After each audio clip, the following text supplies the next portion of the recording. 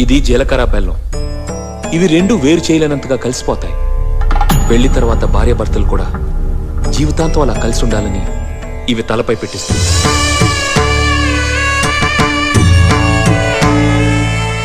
ఇది మంగళసూత్రం. మంగళం అంటే పవిత్రత, సూత్రం అంటే తాడు. ఇది మెడలో పడగానే పెళ్లి అగ్ని కంటే పవిత్రం అవుతుంది.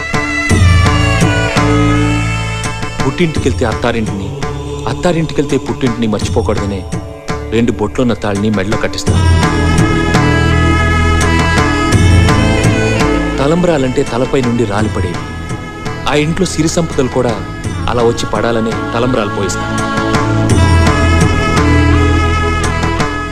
7 అడుగుల్లో ప్రతి అడుగుకి ఒక అర్థం ఉంది.